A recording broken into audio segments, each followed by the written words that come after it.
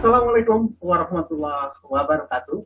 Netizen dan warga Alimbas dimanapun Anda berada, berjumpa lagi bersama Alimbas Media Sosial Televisi dari Alimbas. Dalam sesi bincang buku alumni kali ini, kita sudah terhubung dengan Bang Dr.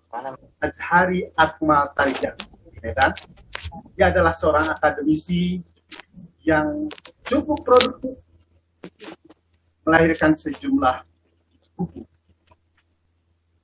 Dan kita juga ditemani oleh seorang alumni Alimbas yang sehari-hari berprofesi sebagai advokat di Jakarta, yang saat ini sedang dalam perjalanan, Bapak Muhammad Joni SHMH, yang di sela-sela kesibukannya, dia juga telah membuat beberapa buku.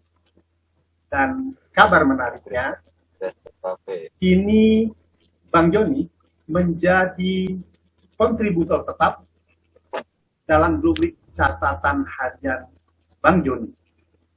Hanya di alimbas.com. Silakan Anda mengaksesnya. Baik, netizen, pada saat ini kita akan membahas atau kita akan cakap-cakap sedikit lah buku baru yang dibuat oleh Bang Akmal. Saya biasa memanggilnya Bang Akmal ya dari dulu. Buku ini bertajuk Jati Diri HMI-Wati. Cara HMI-Wati memang bagi warga alumni HMI itu tetap menarik sepanjang zaman. Baik, abang-abang, Bang Dr. Akmal, Bang Joni, selamat bergabung. Bang Joni saat ini bergabung dalam perjalanan. Tetap fokus pada perjalanannya, Bang Joni. Baik, saya pertama ingin ke Bang Akmal dulu. Bang Akmal, buku Anda terbaru ini, Jati Diri HMI-Wati, ada apa rupanya dengan Jati Diri HMI-Wati ini? Silakan, Bang Akmal. Terima kasih Bang Adi dan Bang Joni. Saya merasa berbahagia dan tersanjung diajak berbincang-bincang tentang buku yang baru selesai saya tulis dengan judul Jati Diri HMI-Wati. Judul kecilnya menggagas nilai-nilai dasar Kohati. Disingkat boleh disebut NDK sebagai pendamping dari NDP. Nah, sebenarnya saya di awal ingin menulis fikih Kohati.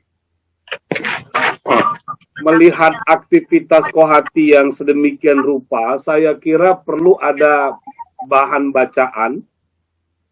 Sama kan dulu seperti Cak Nur ketika menjadi pengurus IBMI dan menjadi ketua umum, yang beliau pikirkan pada saat itu apa bahan bacaan kader-kader HMI yang berkaitan dengan Islam. Tentu Islam yang pemahaman dan pemaknaan Islam yang berbeda dengan apa yang dipahami oleh banyak ormas, banyak organisasi.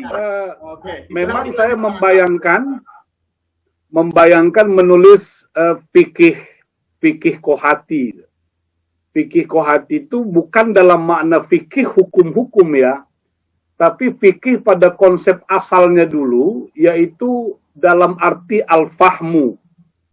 Bagaimana para HMI-Wati memahami isu-isu keagamaan, terutama yang berkaitan dengan persoalan perempuan. Tapi itu nggak jadi-jadi. Dari satu LKK ke LKK berikutnya yang saya sering diminta hadir, tidak selesai juga. Sampailah pada akhirnya, saya diundang teman-teman di Samarinda, Itu judulnya aneh, Bang Adi. Jadi judul itu yang merangsang saya untuk berpikir ulang tentang apa yang ingin saya lakukan. Saya diminta bicara NDP dan perempuan. Gitu. Jadi seumur-umur hidup, saya belum pernah diminta materi NDP dan perempuan. Tapi oleh Kohati cabang Samarinda diminta untuk itu. Saya sempat menulis 15 halaman, makalah. Makalah itu saya presentasikan, tapi hasil dialog itu menghantarkan kepada saya pentingnya untuk menulis sesuatu yang lebih komprehensif. Jadilah saya menulis, kira-kira maknanya pada waktu itu, kalau kita di HMI itu memiliki nilai dasar perjuangan yang berlaku, yang harus menjadi tafsir Islam HMI, tetapi kan di dalam NDP itu sama sekali tidak ada perbincangan tentang perempuan. Padahal Kohati itu menjadi sebuah lembaga di dalam HMI yang hadir sejak 1966, juga melakukan aktivitas-aktivitas yang sangat luar biasa. Lalu dasarnya apa? Pijakannya apa? Itulah yang membuat saya ingin menulis tentang buku ini. Nah, sebenarnya kalau pilihan kata jati diri itu dipengaruhi oleh karya Dr. Etin Anwar, itu dari Amerika, orang Indonesia. Bukunya baru diterbitkan juga oleh Mizan dan menggunakan kata jati diri. Nah, ketika kita memahami makna jati diri itu sesuatu yang berkaitan dengan eksistensi, yang berkaitan dengan kedirian, ya, keakuan atau eksistensi HMI Wati, maka saya pinjamlah judul itu. Jadi kalau Bang Adi tadi mengatakan ecek-eceknya, itu dibuat cerita seperti itu ya kayak Cak Nur juga lah membuat judul nilai-nilai dasar perjuangan, ketemu dengan buku Willy Eger, ketemu dengan buku Sahrir, ya gitu-gitulah. Jadi supaya agak mirip-mirip aja juga Bang, itu ecek-eceknya begitulah judulnya itu. Gitu. Ya, jadi nah, maksud Bang Akmal melalui buku itu ingin memberikan sumbangsi pijakan hukum atau pijakan fikih bagi para aktivis HMI Wati, begitu? Apa begitu? Ya, seperti apa? Persis seperti itu ya, persis seperti itu. Kalau disederhanakan, ada satu pertanyaan besar ya, ada satu pertanyaan besar yang harus dijawab. Dan hemat saya menjawabnya itu sudah bisa level disertasi. Begini, HMI itu kan organisasi pembaharu, baik Victor Tanga, baik Kamal Hasan, dan peneliti-peneliti Indonesia belakangan tidak bisa dipungkiri HMI itu organisasi pembaharu. Dan sampai detik ini tidak ada organisasi kemahasiswaan yang bisa melampaui HMI sebagai lokomotif pembaharuan pemikiran Islam Indonesia. Jadi dalam benak saya label pembaharu itu dilekatkan kepada HMI tidak akan pernah bisa dilepas. Walaupun faktanya hari ini pembaharuan pemikiran itu tidak muncul. Oleh banyak ahli, pemikiran keislaman HMI hari ini, baik yang secara personal dilakukan oleh alumni-alumninya, ataupun lembaga HMI secara spesifik, itu sebenarnya adalah catatan kaki saja terhadap pikiran-pikiran Cak Nur. Bahkan seorang Budi Munawar Rahman saja, yang tidak ada buku Cak Nur yang tidak dia baca, dia paham semua, juga hanya bisa memberikan catatan-catatan kaki terhadap pikiran-pikiran Cak Nur. Jadi, tidak ada yang bisa melampaui itu sampai detik ini. Tapi anehnya, HMI yang menjadi organisasi pembaharu pemikiran itu, gerakan-gerakan intelektual di Indonesia, kenapa dalam persoalan gerakan perempuan, Kohati itu tertinggal bukan satu langkah. Kalau pepatah Minang itu kan ada istilah pemimpin dengan yang dipimpin itu. Apa itu pemimpin? Yang didahulukan selangkah, ditinggikan seranting gitu kan. Kenapa ditinggikan seranting? Kalau jauh kali bisa ditarik, kalau dia terlalu maju masih bisa terjangkau. Tapi Kohati itu dalam gerakan perempuan Indonesia itu tertinggal jauh. Kenapa bisa begitu? Padahal HMI-nya sendiri itu menjadi lokomotif pembaharuan pemikiran Islam Indonesia. Itu satu pertanyaan besar, apa yang terjadi? Nah, ketika saya mencoba menelusuri sejarah gerakan-gerakan perempuan sejak masa yang paling awal sekali, itu kan ada penjelasan yang menarik dari Peter Carey. Saya kutip di dalam buku saya itu. Peter Carey ini kan dia menulis tentang Diponegoro, dia menulis kuasa ramalan, bagus-bagus itu riset-risetnya. Tapi yang menarik saya itu dia bilang begini, di dalam buku ini ada kira-kira begini ya, DNA-nya orang Indonesia itu sebenarnya matriarkat itu. Karena kita memiliki sejarah perempuan-perempuan hebat.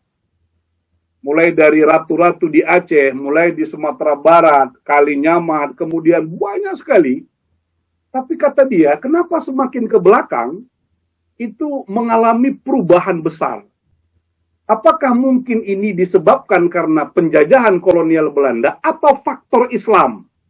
Itu pertanyaan yang ditinggalkan Peter Carey. Nah, dari situ saya juga berpikir jangan-jangan Kohati ini tidak muncul sebagai sebuah ikon gerakan perempuan yang progresif itu karena memang dia tidak punya nilai dasar itu, tidak punya landasan, tidak punya pijakan untuk bergerak dan beraktivitas.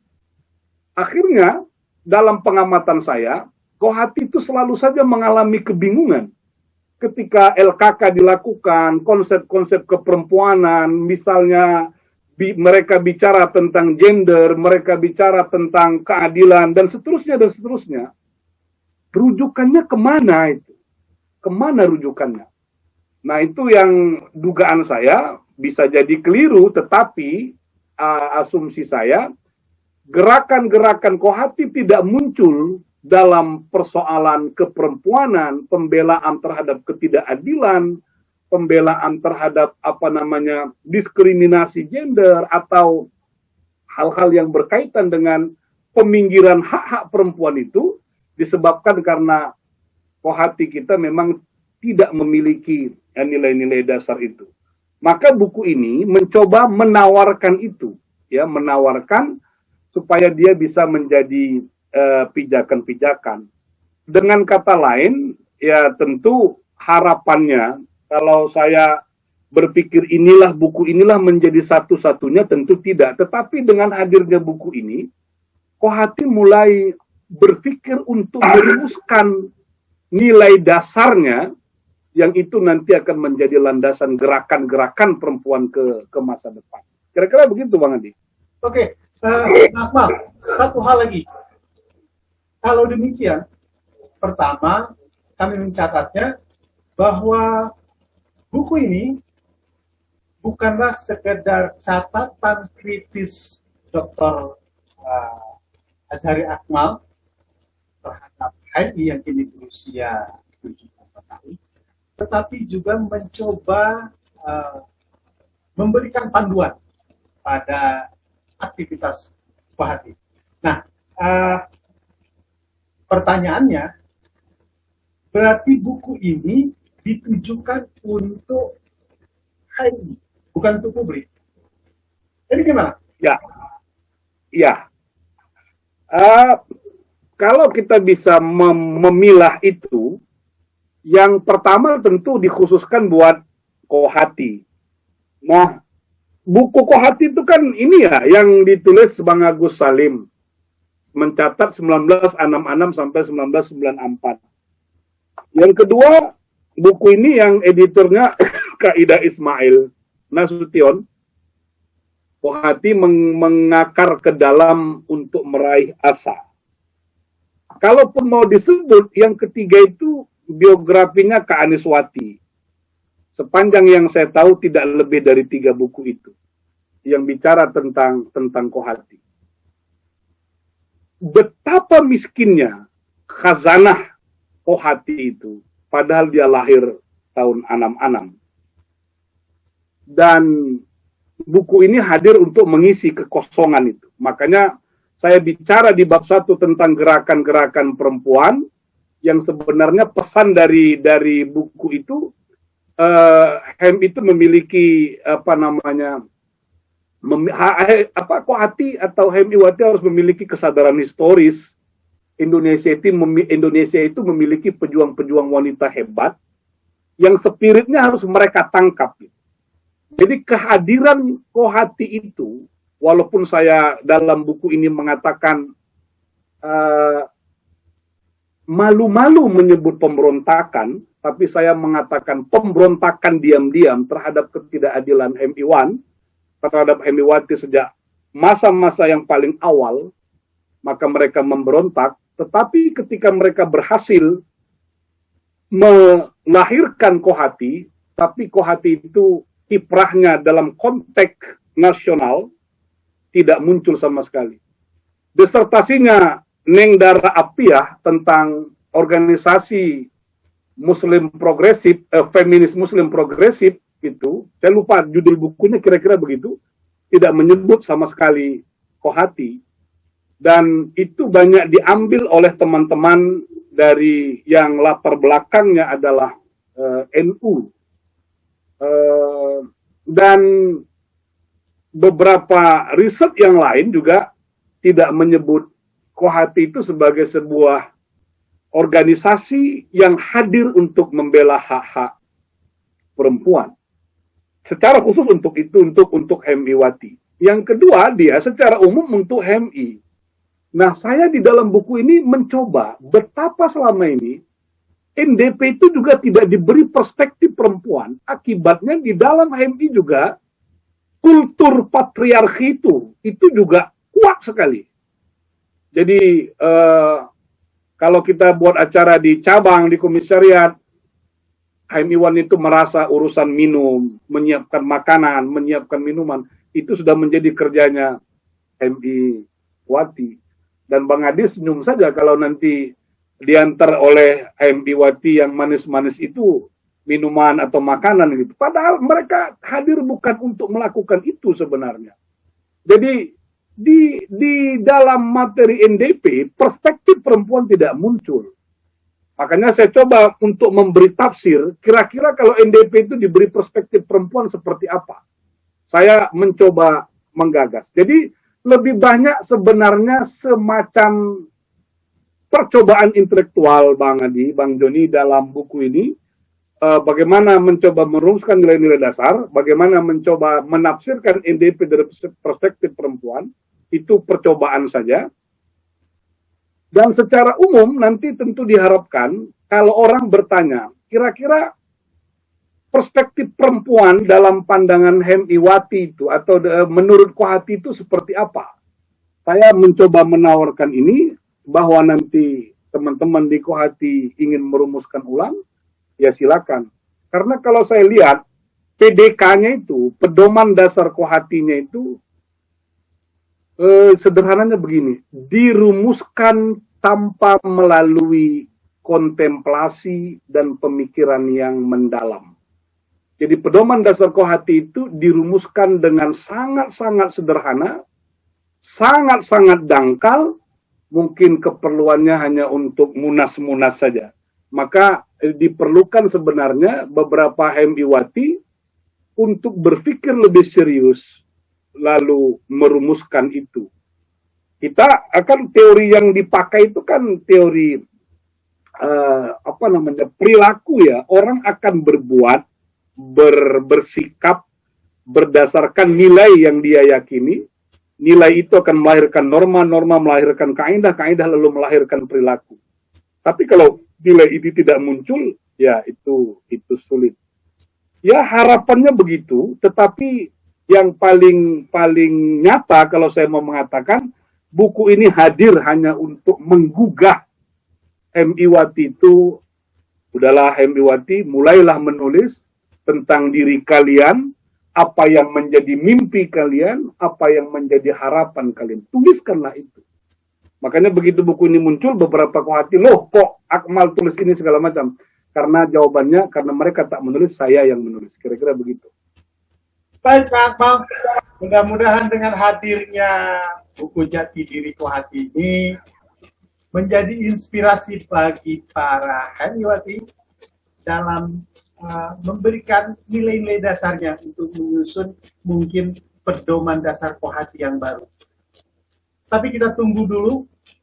Kita ingin komentar dari Bang Joni. Bang Joni, masih bersama kami ya, Bang Joni. Ya, monitor. Ya, tadi Anda bisa dengarkan bagaimana dengan panjang lebar harapan-harapan bahkan kritik Bang Akmal melalui bukunya. Kita minta komentar Bang Joni ini. Apa yang menjadi catatan-catatan Bang Joni? Ini penting. Silakan Bang Joni. Ya, pertama kita menyambut baik buku Bang Dr. Azhari Akmal Tarigan yang menulis tentang seperti rencana awal HM Iwati. Itu memang otoritas hasil perenungan dari sang penulis dan kita harus bisa menyelaminya dalam alam pikiran sang penulis. Saya selain menyambut baik juga ingin memberikan sedikit diskusi dan pandangan. Bagaimana? Ya. Baca bukunya? Sudah. Tapi tidak secara secara in-depth ya. Saya melihat dari perspektif yang saya miliki. Pertama, bagaimana sebenarnya penjelasan yang bisa diberikan dari atau oleh buku ini ketika membaca dan mencerna posisi struktural Kohati dalam satu kesatuan dengan HMI, tetapi dia juga punya struktur yang tertentu dari kelembagaan HMI itu sendiri. Bagaimana sebenarnya pemikiran Bang Azhari Akmal Tarigan membaca ini kalau dicerna, ditelaah, dikulitin dalam perspektif fikih pergerakan Islam itu. Karena menurut hemat saya kelembagaan Kohati itu justru memberikan porsi yang sangat sangat unik dalam relasinya dengan HMI dan dalam relasinya dengan posisi perempuan di dalam konteks pergerakannya itu sendiri dan juga dalam organisasi Kohati. Itu yang pertama yang saya sebenarnya ingin dalami dari tulisan itu. Yang kedua,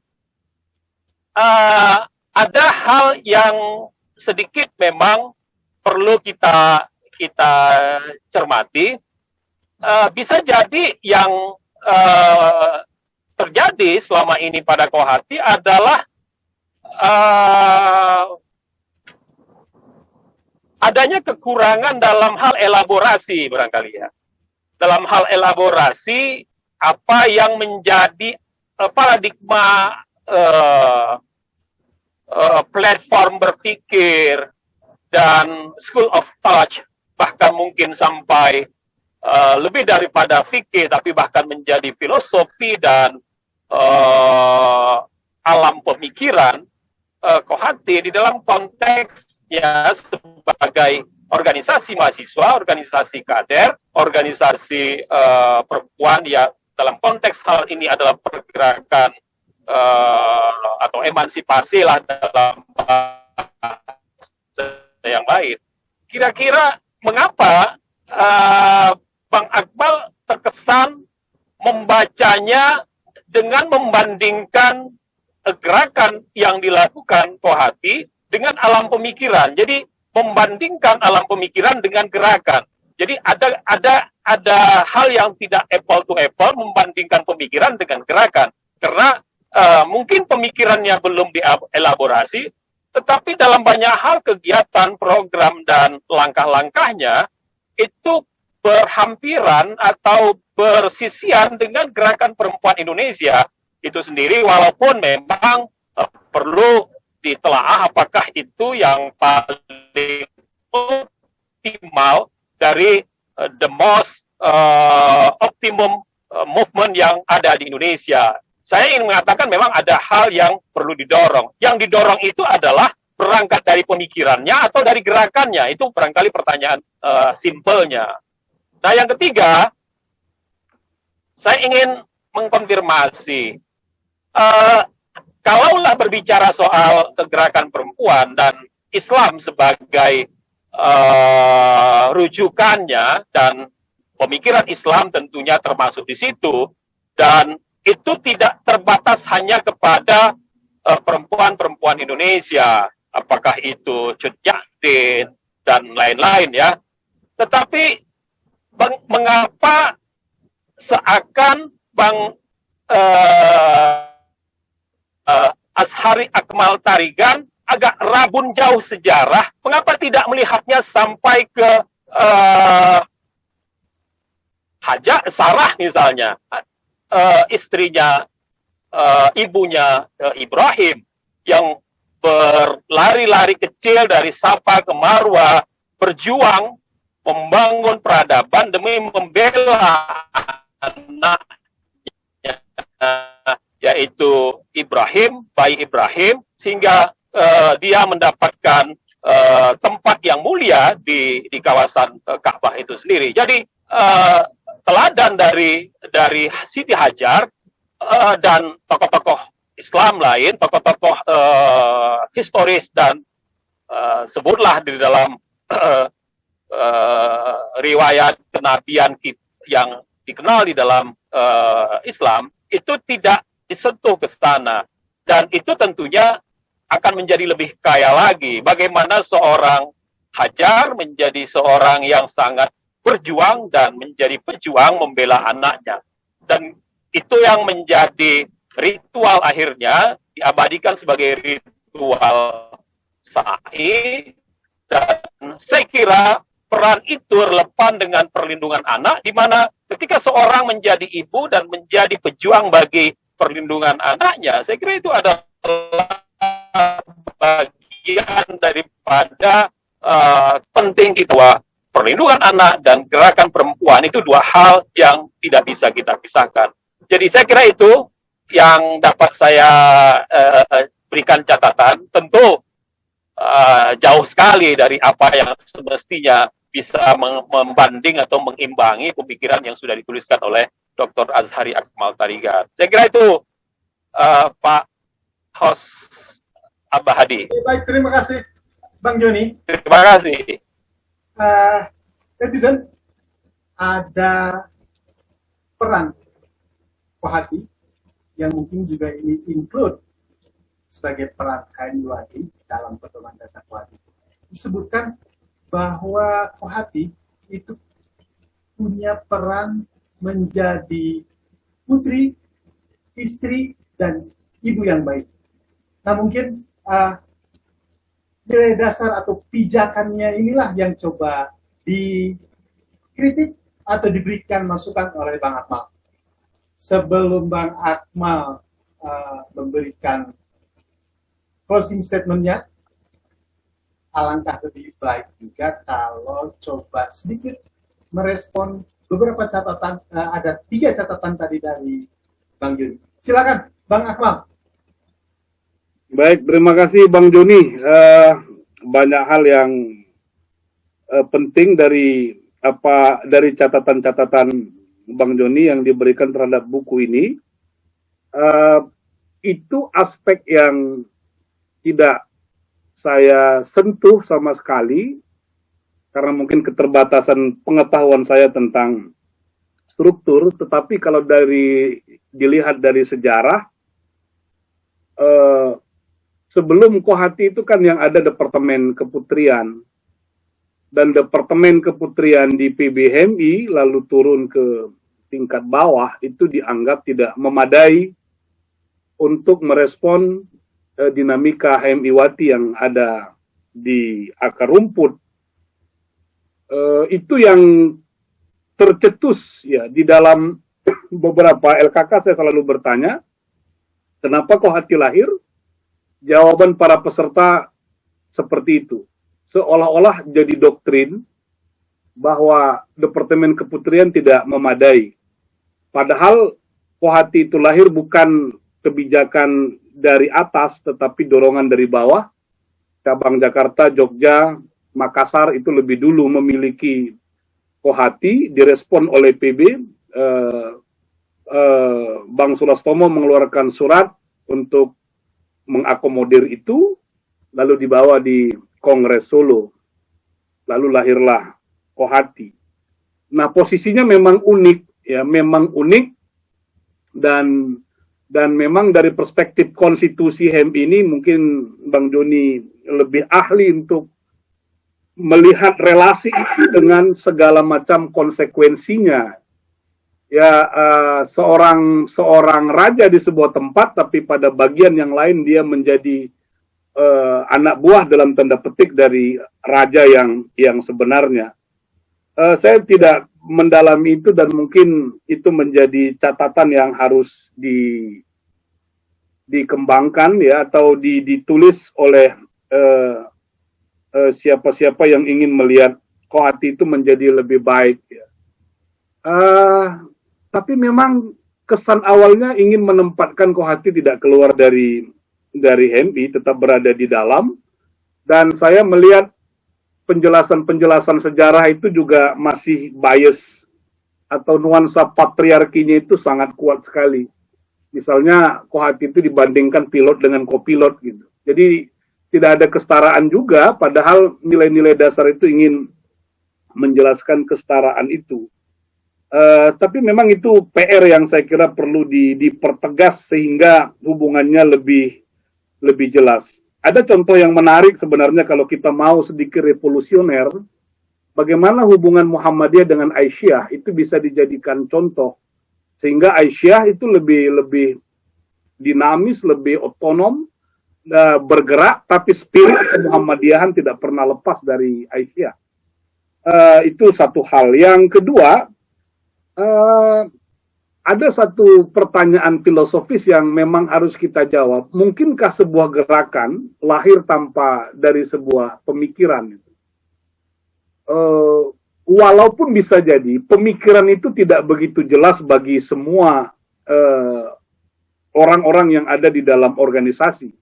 Tapi saya orang yang meyakini bahwa setiap gerakan itu berangkat dari sebuah pemikiran. Itulah dulu yang tahun 90-an di HMI itu muncul terminologi intelektual yang aktivis dan aktivis yang intelektual gitu. Kalau aktivis saja dia bisa hadir di tengah-tengah tapi tanpa berangkat dari sebuah pemikiran. Yang menggerakkan dirinya bukan pemikiran gitu. Di HMI itu menurut saya gerakan itu dilahirkan dari pemikiran. Bagaimana Kohati akan melakukan gerakan-gerakan pembelaan terhadap perempuan atau perlindungan, atau advokasi, dan seterusnya, itu sangat ditentukan oleh Kohati, atau secara spesifik HMI-Wati memahami pemikiran-pemikiran tentang perempuan itu seperti apa. Kalau dia mengadopsi pemikiran-pemikiran feminis liberal, atau feminis marxis kah misalnya, itu juga akan berpengaruh. Demikian juga kalau Kohati mengadopsi pemikiran-pemikiran perempuan dalam Islam. Sebut saja Fatimah Mernissi, Aminah Wadid Hussein, dan seterusnya itu. Nah, di situ saya melihat pemikiran itu menjadi penting.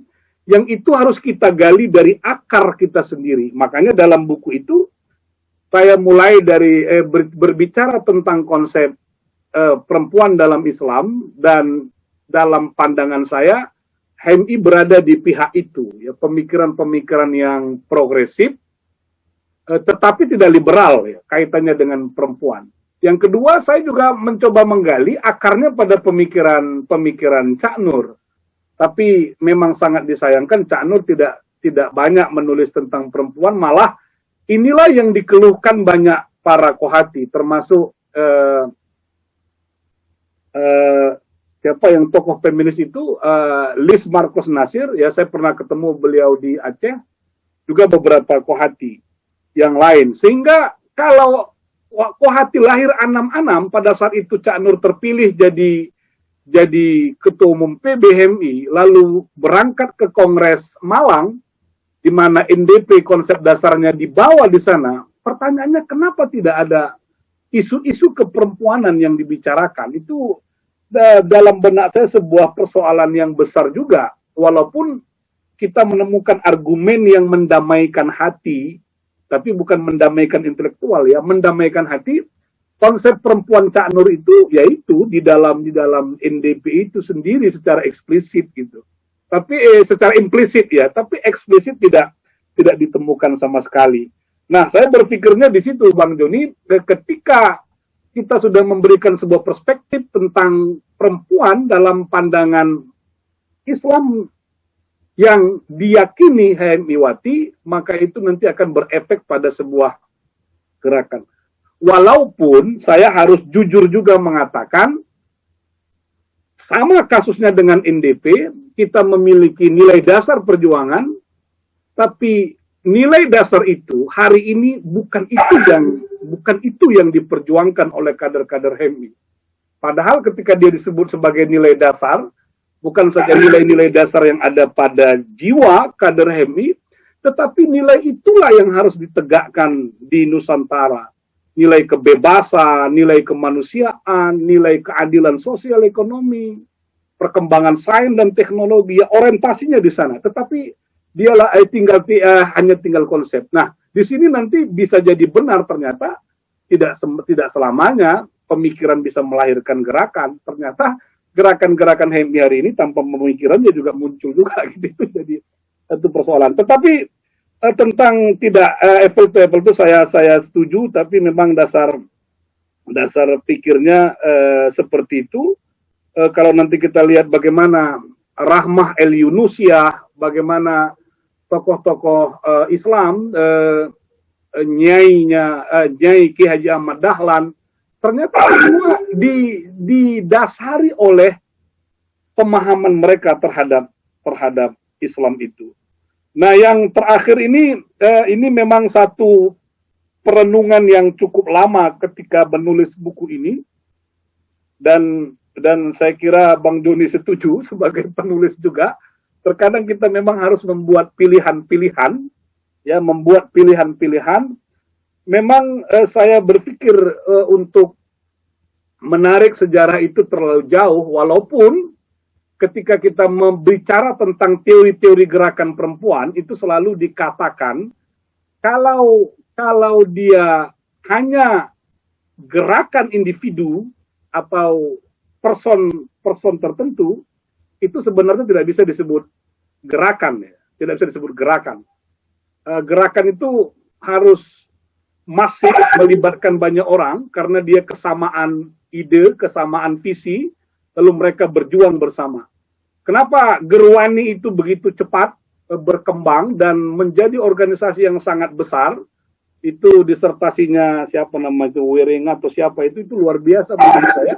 Ya, karena ada yang ditanamkan pikiran-pikiran atau ide-ide yang menjadi dipahami bersama, dan itu yang mereka perjuangkan. Itulah yang mungkin disebut dengan ideologi itu.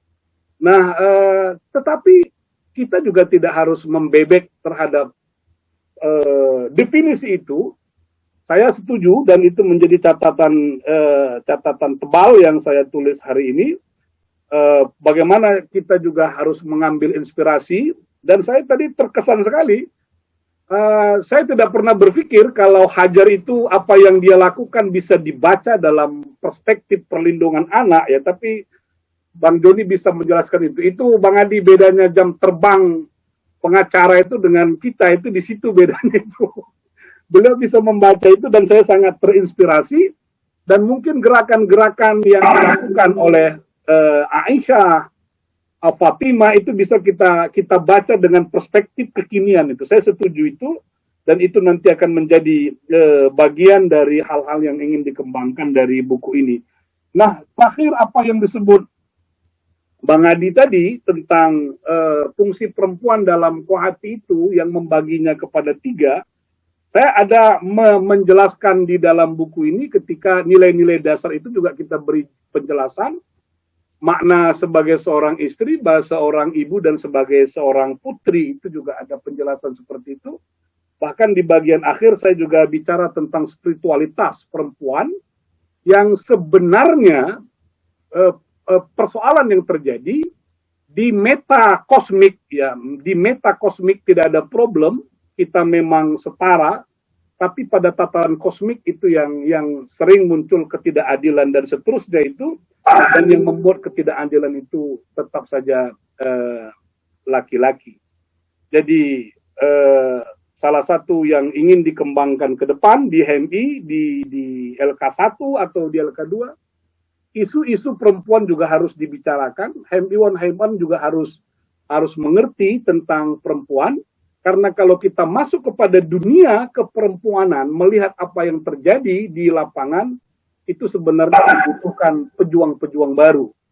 Saya pernah diajak ke Aceh, itu yang saya katakan tadi bersama Kak Lis Marcos Nasir, Kohati Ciputat, beliau memberi saya hadiah juga sebuah buku. Kemudian juga bertemu dengan Kiai Haji Husin Muhammad yang sangat concern terhadap fikih perempuan itu. Apa yang terjadi ketika kita melihat perkawinan dini itu, kita akan menangis melihat wanita-wanita yang masih muda itu harus kehilangan banyak hal. Dia kehilangan kesempatan untuk sekolah, dia kehilangan kesempatan untuk bermain, dia harus mengurus anaknya sendiri karena suaminya meninggalkan dia tanpa beban dan seterusnya, dan dia juga harus berpikir mencari nafkah. Banyak yang hilang. Jadi yang seperti ini mestinya menjadi perhatian HMIwati sebagai sebuah organisasi besar, bagaimana memberikan advokasi, bagaimana memberikan perlindungan sehingga paling tidak mereka memiliki pendamping yang bisa membawa semangat baru untuk menata kehidupan terjal tapi menjadi lebih baik dari apa yang mereka alami. Menurut saya persoalan perempuan itu sangat complicated sekali. Di dalamnya bercampur persoalan keagamaan, dan pertanyaannya di mana Kohati selama ini, dan saya kira Kohati harus masuk pada isu-isu yang seperti itu. Itu kira-kira yang bisa saya respon, dan ala kulli hal catatan-catatan yang diberikan oleh Bang Adi dan Bang Joni itu penting, dan itu menjadi bahan renungan dan pemikiran saya untuk menyempurnakan buku ini ke depan. Terima kasih. Ada banyak mungkin baik besar HMI yang masih anggota ataupun sudah rugi ingin mengetahui lebih banyak melalui buku yang Bang Azhari Akmal Tarigan tulis. Soalnya gimana bisa mendapatkan buku itu? Silakan, mungkin bisa memberikan informasi. Kalau mendapatkan buku ini bisa di Alimbas, Alimbas Production ya. Saya kira di situ. Karena memang komitmen kita di situ akan didistribusikan buku-buku alumni. Insya Allah. Baik, terima kasih Bang Akmal. Terima kasih juga Bang Joni yang sudah memberikan catatan-catatan. Netizen, wabil khusus warga Alimbas, jangan Anda tertinggal untuk memiliki dan membaca buku ini. Ini yang buku yang sangat menarik.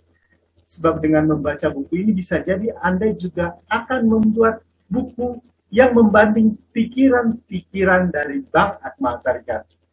Sekali lagi, terima kasih.